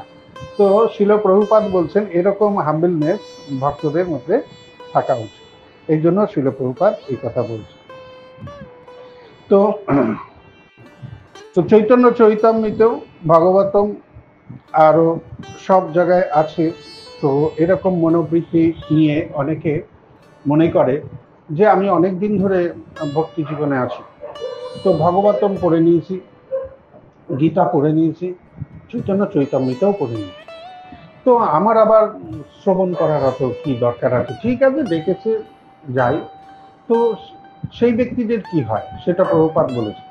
সেই ব্যক্তিদের এরকম হয়, যখনই সে শোনে যে প্রহ্লাদ মহারাজ সম্বন্ধে যেই বলবো, প্রহ্লাদ মহারাজ যেই বলবো, ও প্রহ্লাদ মহারাজ, ও তো নৃসিংহদেব এসেছিলেন, নৃসিংহদেব আসলেন, নৃসিংহদেব এসে হিরণ্যকশিপুকে বধ করে চলে গেল, ঠিক আছে। তারপরে যদি শোনে যে দামোদর লীলা, ও তো কৃষ্ণকে বেঁধে দিয়েছিল ফলে, তারপরে ওই মা যশোদা বেঁধে দিল, সেই ব্যাপারটা বলবে। এরকম ভাবে যখন সে নিজের থেকে ভেতরে সেট করে ফেলে যে ও এটা তো আমি জানি, এরকম ভাবে যখন সেট করে ফেলে নিজেকে, তখন শিল প্রভুপাদ বলছেন তার ব্রেনটা লক হয়ে যায় আর কানটা লক হয়ে যায়। তখন সে কি করে, তখন নয় মোবাইল দেখবে বারবার, নাহলে হাই তুলবে, আর না হলে টাইম দেখবে কতক্ষণ চলবে, কিন্তু সে না ওই লীলাটা আর শোনে না। তো শিল প্রভুপাদ বলছেন শ্রবণ করাটা এতই জরুরি আমাদের। আমরা কি জানি আর কি জানি না সেটা বড় ব্যাপার না, আমাদের মধ্যে হাম্বলনেস ওইটাই আছে, বিনম্রতা ওইটাই আছে যে কোনো ব্যক্তি হতে পারে, হয়তো আমি একজন অনেক ভালো বক্তা, আমি ভগবত কথা অনেক অনেক জায়গায় বলেছি, 100 জায়গায় বলেছি, কত জায়গায় বলেছি, কত সুখ্যাতি হয়েছে আমার, সব হয়েছে। কিন্তু যখন অন্য কেউ এসে ব্যাসাসনে বসে দেখা যাচ্ছে সে হয়তো বেশি দিনের না, 1-1.5 বছর 2 বছর 4 বছর হয়তো পড়াশোনা করে সে হয়তো ভগবত কথা বলছে, তখন আমি যদি ওখানে বসছি তখন মনে হয় এ আর কি বলবে, এ আর কি বলবে, এই যে যখন মনে আসছে ভিতরে, তার মানে হচ্ছে আমার বিনম্রতাটা ডাউন হয়ে যাচ্ছে। কিন্তু যেই বসুক এখানে সে তো ভগবানের কথাটাই না বলবে, অন্য কথা তো বলবে না, সে জড়জাগতিক কথা তো সে বলবে না, সে যেই স্তরেই থাকুক যেই থাকুক সে তো ভগবানের কথাই বলছে। তো শুনতে ক্ষতি কি আছে? ভগবানের কথা যত আমরা শুনবো সব সময় কি হবে না, আনন্দ করে শুনতে বলেছে শিল প্রভুপাদ। ভগবানের যে লীলা কথা আনন্দ করে শুনতে বলেছে, কারণ এক এক বক্তার না এক এক রকম ভাব আছে, বলার স্টাইল আছে, সে না এক এক ভাবে লীলাটাকে ভাবে, আর এক এক ভাবে ভেবে ভেবে সে না ওইভাবে বলে। তো কেউ বলছে যে যশোদা মাতা, যশোদা মাতা দৌড়াচ্ছে, মানে সরি যশোদা মাতাই তো, হ্যাঁ, যশোদা মহারানী যখন দৌড়চ্ছে, তো কেউ বলছে না ওনার মাথায় ফুল ছিল, ফুলগুলো না ঝরে পড়ছে, ফুলগুলো ঝরে পড়ছে, তো ওনার ঝুলগুলো সব নিচে পড়ে যাচ্ছে। তো ফুলটা কেন ঝরে পড়ছে, কেউ টিকাকার লিখেছে, বলছে এই জন্য ঝরে পড়ছে, তারা খুব দুঃখী আর খুব রেগে গেছে, কেন কৃষ্ণের পিছনে তুমি দৌড়াবে, কেন কৃষ্ণকে তুমি ধরবে, কেন কৃষ্ণকে মারতে যাবে, আর আমি তোমার শোভাবর্ধন করার জন্য তোমার খোপায় আমরা থাকবো, আমরা ঝরে পড়ে যাই। তো এটা হচ্ছে কারণ বস্তু। তো এরকম এরকম এরকম লীলা বলার না অনেক স্টাইল আছে, অনেক ভাবনা আছে, অনেক চিন্তন আছে। তো আমরা যদি লীলা শুনতে থাকি শুনতে থাকি শুনতে থাকি, একটার পর একটা জিনিস এমন ভাবে আসবে না, আমাদের মনটা হৃদয়টাকে একদম সুন্দর করে দেবে। এত সুন্দর সুন্দর তথ্য এক একজন বলেন, তাই শ্রবণ করাটা ভীষণ জরুরি। কিন্তু মনে রাখতে হবে শ্রবণ কার কাছে করব সেটাও জানতে হবে, শ্রবণটাও কার কাছে করব সেটাও জানতে হবে, তাই না? সবসময় যিনি অথরাইজড ব্যক্তি তার কাছে আমরা শ্রবণ করব, এই না আরো আরো সব আছে যারা ইউটিউবে নানান রকম করতে থাকে। তো দীক্ষা, আমি যখন ইয়েতে গেছি, উড়িষ্যায় গেছি, তখন একটা জায়গায় আমি ভগবানের কথা বলছিলাম, অনেক ব্যক্তিরা ছিল সেখানে, ওদের মধ্যে থেকে একজন ব্যক্তি আমাকে বলছেন, প্রভু এই দীক্ষা সম্বন্ধে একটু বলবেন, দীক্ষা সম্বন্ধে একটু বলবেন। আমি কি দীক্ষা সম্বন্ধে কি জানতে চাই, মানে কি বিষয় আমাকে বলতে হবে, বলছে দীক্ষা সম্বন্ধে একটু বলবেন। দীক্ষা সম্বন্ধে মানে হচ্ছে যে দীক্ষা মানে কি, দীক্ষা মানে কি। তা আমি হচ্ছে আপনারা কি জানেন, আপনারা তো দীক্ষা পেয়েছেন এই দিক থেকে, মানে ওনারা অন্য অন্য জায়গা থেকে দীক্ষা নিয়েছে। বলছে আমরা শুনেছি দীক্ষা মানে হচ্ছে দিয়ে খা। আমি দিয়ে খা মানে যা বিড়ি সিগারেট দিয়ে খা, গাঁজা দিয়ে খা, মদ দিয়ে খা, দীক্ষা এ কি, এ কে আপনাদের গুরু বা কে দিয়েছে এসব? হ্যাঁ, বলছে না এখানে না এইরকম একটা ব্যাপার স্যাপার আছে, বলছে দিয়ে খা, দীক্ষা যা কিছু দেবেন তাই খেয়ে নে, সাপ ব্যাং বেজি যা দেবেন খা, চিনিতে চলে যায়। তো এরকম বলেছে। তো দীক্ষা শব্দের অর্থ জানে না, দীক্ষা তাদের প্রাপ্ত হয়ে গেছে, ঠিক আছে। এইভাবে অনেক ভণ্ড গুরুরা চারদিকে এইভাবে, মানে যারা শ্রদ্ধালু ব্যক্তি তাদের তাদের মধ্যে প্রবেশ করে না, তাদের ভিতর থেকেই শ্রদ্ধা কেড়ে নিচ্ছে। তাই আমাদের অনেক দায়িত্ব আছে, তাই ইসকনের অনেক দায়িত্ব আছে। শিল প্রভুপাদ বলেছেন আমার কাছে বেশি না, মধ্যম ভক্ত, মধ্যম স্তরের ভক্ত, কনিষ্ঠ ভক্ত, মধ্যম স্তরের ভক্ত, আর আর কি উত্তম ভক্ত। বলছে মধ্যম স্তরের ভক্ত যদি আমার কাছে 10 জন থাকে না, আমরা সারা পৃথিবী আমি চষে দেব। শিল প্রভুপাদ বলেছে এই কথা, উত্তম ভক্ত বলেনি, মধ্যম ভক্তই যদি আমার কাছে 10 জন থাকে আমি সারা পৃথিবীতে চাষ করে দেবো হরিনাম, এই কথা বলেছেন শিল। তাই ইসকনের না অনেক দায়িত্ব আছে, অনেক দায়িত্ব আমাদের। এরকম না, আমরা সবাই এখানে দীক্ষিত ভক্ত। আমাদের অনেক দায়িত্ব আছে যে কিভাবে আমরা প্রচার করব, কিভাবে আরো মানুষের কাছে যারা কৃষ্ণ প্রেম পায়নি, যারা কৃষ্ণ নাম জানে না, কৃষ্ণকে দেখেছে শুনেছে কিন্তু কিভাবে কৃষ্ণের সঙ্গে রিলেট হতে হয় জানে না। অনেকেই কৃষ্ণ কথা বলে, নানান কথা বলে, কিন্তু তাদের যে অপসম্প্রদায়, সেই অপসম্প্রদায় থেকে তাদের বের করে নিয়ে আসতে হবে, এটা আমাদের দায়িত্ব। তো শিল প্রভুপাদ বলেছেন এইভাবে তোমাদের প্রচার করতে হবে যাতে অপসম্প্রদায় থেকে নিজেকে আমরা মুক্ত করতে পারি। শিল প্রভুপাদ সারা জীবন শূন্যবাদী আর নির্বিশেষবাদী মায়াবাদীর এগেনস্টে লড়াই করেছেন। সারা লাইফটা উনি এইভাবে লড়াই করেছেন যে এরা মানুষকে ভুল বোঝাচ্ছে, ভুল বুঝিয়ে কৃষ্ণ থেকে দূরে করে দিচ্ছে। তো সেই জন্য আমাদের কি করণীয়, আমাদের কৃষ্ণের কাছে কিভাবে আমরা নিয়ে যেতে পারি। আমরা দীক্ষা নিয়েছি, আমরা শিষ্য হয়েছি, আমরা খালি দীক্ষাই নিইনি, আমরা গুরুদেবের শিষ্য, আমরা শিষ্য হয়েছি। আমাদের গুরুদেবের আদেশ আছে তোমরা ভালো করে ভক্তির প্রচার করো, ভালো করে ভক্তির প্রচার করো। সবাই হয়তো আমরা বলতে পারবো না, সবাই হয়তো এরকম আছে, নানান স্তরে আছি আমরা। কেউ কুকিং জানি, কেউ ভালো মালা বানাতে জানি, কেউ কথা বলতে জানি, কারোর কাছে হয়তো ভগবান কিছু অর্থ দিয়েছেন নানান ভাবে, কারোর হয়তো ব্যবস্থাপনাটা ভালো আছে, সে কর্মী ব্যক্তি, সে দৌড়ে ঝাঁপ করে সমস্ত ব্যবস্থা করে নেবে, একে তাকে ফোন করে সমস্ত ব্যবস্থা করে নেবে। তো এরকম ব্যক্তিরা সবাই আছে, আমরা দীক্ষিত, সবার মধ্যে বিশেষ বিশেষ গুণ ভগবান দান করেছে, আর ওই গুণগুলো দিয়েই কিন্তু আমাদের ভগবানকে সেবা করতে হবে। এরকম না একবার কাক বলেছে, কাককে গিয়ে বলেছে যে কাক মনে করে ভাবছে যে তুমি কত কালো, এই কাক আমি কত কালো, কি সুন্দর কালো। তো কোকিলের কাছে কোকিলকে গিয়ে বলছে, কোকিল তুমিও কালো কিন্তু তোমার কি সুন্দর কণ্ঠস্বর, আর আমার কণ্ঠস্বর না এরকম আর তোমার কণ্ঠস্বর শোনার জন্য কতজন কত সুখ্যাতি করে, তুমিও আমার মতো পাখি, আমার থেকেও বেশি কালো, কিন্তু তুমি কি সুন্দর গুণ দিয়েছো না ভগবান তোমাকে। তো কিন্তু দেখো আমার না কোনো গুণ নেই। তো বলছে তুমি জানো তো আমি তো কালো আছি, তো আমার রং বাহার নেই, কিন্তু ভগবান অনেক রং বাহার দিয়েছে। এরকম ময়ূরকে সবচেয়ে ভালো। কাক এবার ময়ূরের কাছে গিয়ে বলছে যে ময়ূর তোমাকে ভগবান কত রঙে সাজিয়েছে, আর ভগবান আবার নিজে পালক করে তোমার, তুমি কত গুণ বানাচ্ছ না। তখন ময়ূর বলছে যে ঠিকই বলেছ, আমার এই গুণগুলো আছে, ভগবান আমায় দিয়েছে, কিন্তু কি করব, সবাই আমাকে ধরে না খাঁচায় বন্দি করে দেয়, আমি না বাইরে বেরোতে পারি না।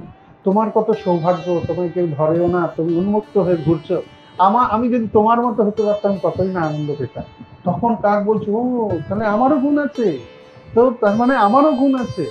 তো ও দেখতে সুন্দর, সেই জন্য ওকে সব ঘুরে দেখে, সবাই খাঁচার মধ্যে ঢুকিয়ে রাখে, চিড়িয়াখানায় দেখেছেন মধ্যে ঢুকিয়ে রাখে, সব জায়গায় ভিতরে ঢুকিয়ে রাখে, ওকে বেরোতে দেয় না। আর কাককে কে বেঁধে রেখেছে বলুন, কাক তো সব জায়গায় উন্মুক্ত ঘুরে বেড়াচ্ছে।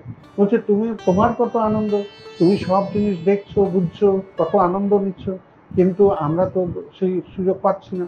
আমাদের তো কোকিলও এই কথা বলেছে, আমাকেও ধরে খাঁচায় বন্ধ করে দেয়, আমার গান শুনবে, আমার খাঁচায় বন্ধ করে দেয়, কি করব আমি বলো। তো এরকম ভাবে তুমি অনেক উন্নত। তো কাক তখন ভাবলো না, আমারও তো ভগবান আমাকে কিছু গুণ দিয়েছে। যে ময়ূর বলেছে তোমাকে তো ভগবান এমন গুণ দিয়েছে যে কোনো পাখিতেই তা দেয়নি, তুমি তো মানুষের নোংরা সাফ করে দাও, তুমি তো মানুষের নোংরা সাফ করে দাও। কি না গুণ দিয়েছে, আমরা তো নোংরা সাফ করতে পারি, আমরা তো নোংরাই খাই, তুমি তো নোংরা সাফ করতে পারো। তো এই কথা বলাতে কাক খুব খুশি হয়ে গেছে। তো ভগবান সবাইকে না সব গুণ দিয়েছে, কাউকে এটা দিয়েছেন, কাউকে ওটা দিয়েছেন। কেউ দৌড়ঝাঁপ করে কাজ করতে পারে, কেউ ভালো মালা বানাতে পারে, কেউ কথা বলতে পারে, কেউ কারোর কাছে অর্থ আছে, আর কেউ কুকিং করতে পারে, কেউ ব্যবস্থা করতে পারে, সমস্ত কিছু দিয়েছেন ভগবান। আমাদের কাজ কি সেই গুণগুলোকে নিয়ে লাগানো, এই না যে ও কেন ওইখানে বসবে, ও প্রভু চেয়ারে বসেছে আমিও বসবো, তার পারি আর না পারি আমিও বসবো, কেন বসবো না। ও রোজ রোজ এনাকেই কেন ডাকবেন, ইনি ভালো রান্না করতে পারে, কি আমি পারি না নাকি, আমিও রান্না করি। তো এরকম ব্যাপার হবে, তবে কি হবে, তাহলে ঈর্ষা চলে আসবে, ঈর্ষা চলে আসবে। এই ঝুলন পূর্ণিমা আসছে, ঝুলন পূর্ণিমাটা কি হলো, ভগবান আর রাধারানী আর তার সব সাথী। তো ঝুলন পূর্ণিমা আছে, ওইখানে আমরা আমরা বৃন্দাবনে কি জানি, বৃন্দাবনের লীলাতে জানি ভগবানকে ভগবান বলে মনেই করেন, এটাই না জানি। রাধারানী রাধারানীর সেবক সেবিকারা ভগবানকে ভগবান বলে মনেই করে। তো ভগবানও ওখানে ভগবান হতে চায় না, অনেকবার চেষ্টা করেছে, দেখবে ফেলিও কিছু হচ্ছে না। তো ভগবান ওইসব ছেড়ে দিয়েছে, বলছে ওইসব বেশি দেখাতে চেয়েও না। ভগবান বলছে তার বালকদের, বলছে জানো আমি ভগবান। বলছো তাই নাকি? তো গিরি গোবর্ধনটা তুললাম, দেখলে না 7 দিন কিরম কেনা আঙুলে তুলে রাখলাম বল। আর সবাই হাসছে, বলছে এই দেখো এ নাকি কিনা আঙুলে ফিরে, আমরা পিছন দিয়ে বাঁশ লাঠি দিয়ে ধরে রেখেছি, আর এনি এরম করে রেখেছে, বলছে এনি নাকি ভগবান। তখন কৃষ্ণ দেখছে যে একটু ঐশ্বর্যতে টিকছে না, আবার চেষ্টা করেছে। জানো অত বড় সাপ অগাসুর, অত বড় সাপ ছিল, কত বড় অজগর ছিল, সব তো তোমরা পেটের মধ্যে ঢুকে গেলে, আমি গেলাম ফাটিয়ে তোমাদের উদ্ধার করে আনলাম। সবাই হেসে বলছে যে আমরা ভিতরে গেলাম, এ আসলো পরে, আমরা তুমি তো আসলে পরে, আমরা না সবার আগে ঢুকলাম, ওকে মেরে ফেরে বের করলাম, ওইখান থেকে আমরা বেরোলাম, আর তুমি আসলে সবার পরে, আর তুমি ওকে মেরে দিলে কি করে? আমরা সবার আগে ঢুকে ওটাকে মারলাম ভেতরে। তো তখন ভগবান দেখলো এখানে ঐশ্বর্য কাজ করবে, ভগবানের ঐশ্বর্য এখানে কাজ করে না, বৃন্দাবনে ভগবানের ঐশ্বর্য কাজ করছে। তার মানে ভগবান বলে মানে না কেউ, তাই না? ভগবান যে কিছু সবাই মনে করে আমরা এক, কিন্তু যখন ঝুলানো হচ্ছে কাকে বসিয়েছে? ভগবানকে আর হারায়। দেখছেন কিরকম আছে তারা? তো তারা কিরকম আছে ব্যবহারটা জানে তারা, যে কে উত্তম, কার দ্বারা কি কার্য হবে, আর আমি কিভাবে সেবা করতে পারি, সেটা কিন্তু মাথায় আছে, টনটনে জ্ঞান আছে, যে আমি হচ্ছে ভগবানের সেবা, আমার সেবাটা করতে হবে ভগবান। এই না ভগবানের কাছে ঈর্ষা হচ্ছে, ভগবান রাধারানীর পাশে বসেছে আমিও বসবো, তার সেই ইয়ের মতো, ওই ভস্মাসুরের মতো, যে পার্বতী কত সুন্দর শিবজি কোলে নিয়ে বসে আছে, বাবা এরকম সাপ ফাঁপ নিয়ে গায়েবটা নিজে এত সুন্দর মহিলাকে নিয়ে বসে আছে, আমার চাই। তো ভস্মাসুরের মতো মরতে হবে আমাদের, তবে তাই না? আমাদের যদি ঈর্ষা থাকে, আমাদের যদি এরকম মনে থাকে উনি কেন বারবার রান্না করবে, আমি যাব রান্না করতে, উনি কেন এটা করবে, আমি করবো এটা, তোমারও কিছু গুণ আছে, সেই গুণটা দিয়ে তুমি সেবা, তাই না? কাউকে কেউ যদি আমরা ঈর্ষা করি, তো আমরা বেশি দিন আর এই সংগঠনের মধ্যে থাকতে পারবো না। তাই প্রভুপাদ বলছেন কি, কেউ আসলো আর কেউ গেল সেটা খবর না, কেউ টিকে আছে সেটা হচ্ছে খবর, সেটা হচ্ছে খবর। এই এত কিছুর মধ্যেও টিকে আছি, তাই না? কত লোক কত কিছু বলেছে, কত অপমান করেছে, কত ইউটিউব বের করেছে, কত ভাষণ দিয়েছে, কত লোক চোর বলেছে, টিকে আছে। এটাই হচ্ছে ব্রেকিং নিউজ, যে টিকে আছি, হ্যাঁ, চলে যায়নি। তো সেইটাই প্রভুপাদ বলেছেন, আমরা যেন এইভাবে নিজেকে বিনম্রভাবে থাকি আর এইভাবে কাজ করি। তো বিনম্রতার আরেকটা হচ্ছে কিভাবে কত বিনম্র হওয়া যায়, সেটা হচ্ছে হনুমানজি সীতামাতার কাছে গেছে পঞ্চবটী বনে, সীতামাতার পায়ের সামনে বসেছে, একদম ছোট্ট হয়ে নিজেকে ছোট করে নিয়েছে, ছোট করে একদম পায়ের সামনে শ্রীচরণের সামনে বসে আছে, আর মাকে কথা বলছে, রামচন্দ্রের শ্রীরামচন্দ্রের কথা শুনিয়েছে, সব কিছু শুনিয়েছে। শোনানোর পরে মাকে বলছে, মা তোমাকে না আমার আর ভালো লাগবে না, আমি তো কবে যুদ্ধ হবে না হবে এসব ছাড়ো, আমি তোমাকে নিয়ে চলে যাই, আমি এখান থেকে তোমাকে এক্ষুনি নিয়ে চলে। তখন সীতা মাতা বলছে, তুমি এত ছোট, তুমি আমাকে নেবে কি করে? বলছে আমি ছোট না, বলে দাঁড়িয়েছে, জয় শ্রীরাম জয় শ্রীরাম জয় শ্রীরাম 3 বার বলে যে সে গাছের থেকে বড় হয়ে গেছে, বিশাল হয়ে গেছে। মা বলছে আরে নিচু হও শিগগিরি, এখনই সব দেখে দেখে নেবে, সব কম চানা ফেলা মুন্ডা সব দেখে নেবে, তো হইচই শুরু করে দেবে, শিগগিরি নিচের মতো আগের মতো চলে আসে। আগের জায়গায় আবার ছোট্ট হয়ে গেছে, আবার ছোট হয়ে চরণের বসে আছে, বসে এসে বলছে, আর সীতামাতা জিজ্ঞেস করছে, আচ্ছা হনুমান তোমার অ্যাকচুয়ালি সাইজটা কত? মানে সাইজ তো অনেক সাইজ মারলে, 3-4 রকম সাইজ দেখলাম, অ্যাকচুয়ালি সাইজটা কি? তো ও বলছে, মা সাইজে মানে আমি সবই ক্ষুদ্র, সবচেয়ে ক্ষুদ্র প্রাণী হচ্ছে আমি, তো সাইজ যদি বলো তো ক্ষুদ্র, কিন্তু ভগবান রামচন্দ্রের সেবা যে কোনো সাইজ ধারণ করে নেব। কথার অর্থ কি, যে আমরা ক্ষুদ্র আছি, আমাদের শক্তি ছোটই আছে, কিন্তু ভগবানের সেবায় অসীম ক্ষমতাশালী হয়ে উঠতে পারি আমরা। আমরা ভগবানের সেবায়, গুরুদেবের সেবায় আমাদের শক্তি অনেক বৃদ্ধি করে ফেলতে পারি, আমরা পারবই করতে। আমরা যদি সঠিকভাবে চিন্তন করি যে হ্যাঁ, গুরুদেব বলেছে বুক ডিস্ট্রিবিউশন করতে, আমরা করব বুক ডিস্ট্রিবিউশন। তো শিবা সঙ্গন ভক্তি বৃক্ষ 2 বছর ধরে ফার্স্ট হচ্ছে কিনা? তো এর জন্য কারা করছে এই শক্তি? এই শক্তি কোথার থেকে আসছে? গুরুদেবের শক্তি। আর যদিও আমরা অনেক ক্ষুদ্রাতি ক্ষুদ্র আছি, কিন্তু তবুও যখন আমরা এটা হৃদয়ে ধারণ করে নিচ্ছি যে আমরা এটা করতে পারবো, তো হনুমান তখন বলছে, মা সেবার জন্য তো আমি কোনো সাইজে নিয়ে নেব, যে সাইজ লাগবে সেই সাইজে সেবা করে দেবো। তো এইটা হচ্ছে আমাদের শিক্ষা, বিনম্রতার শিক্ষা।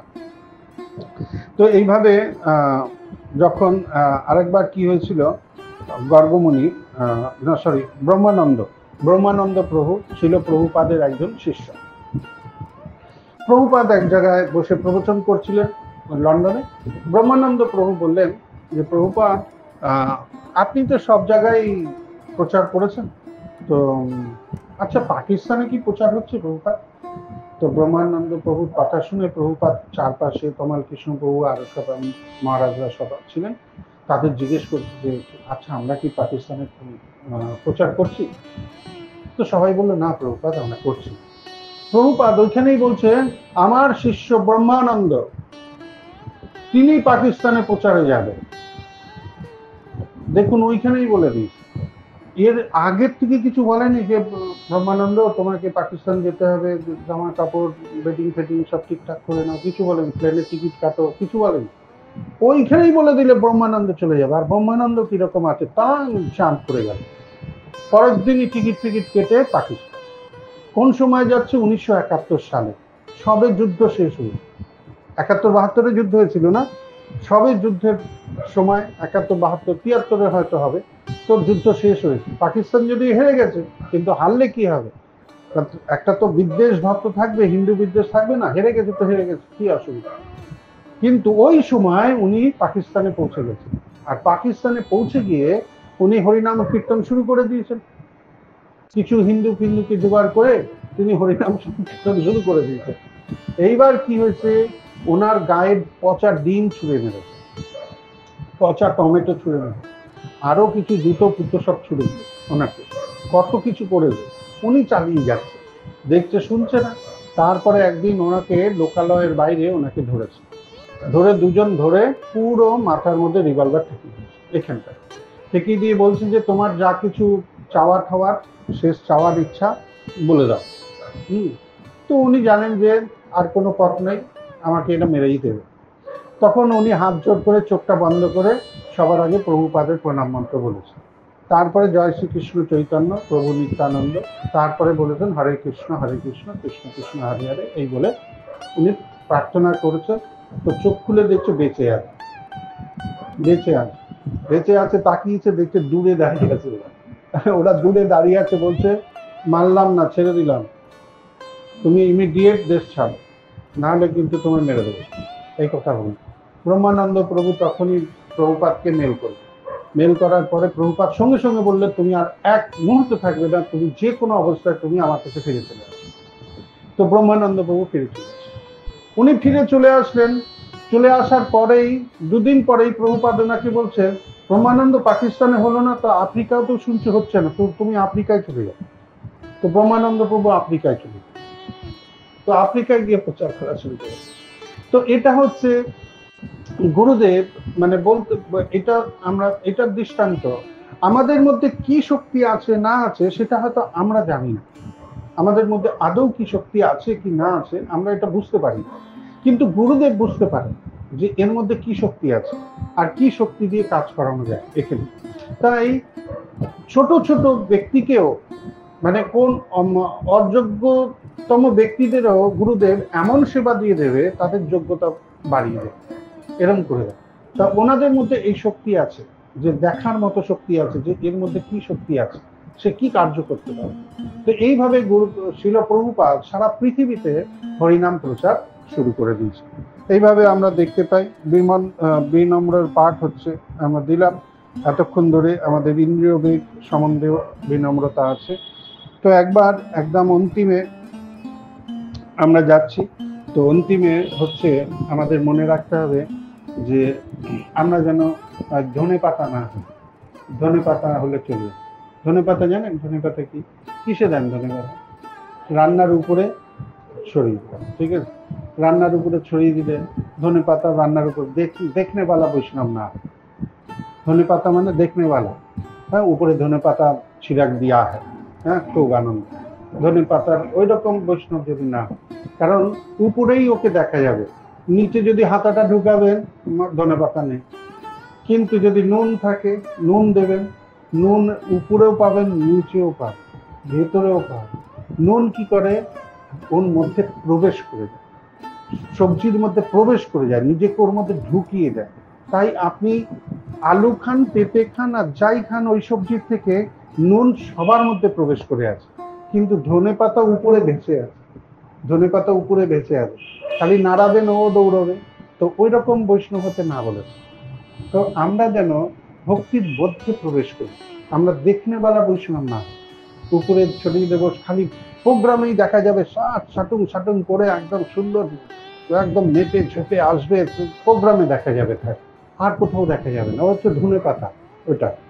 আর নুন যে মিশিয়ে আছে সে হচ্ছে যে সর্বসময় সেবাতের মধ্যে ঢুকে আছে।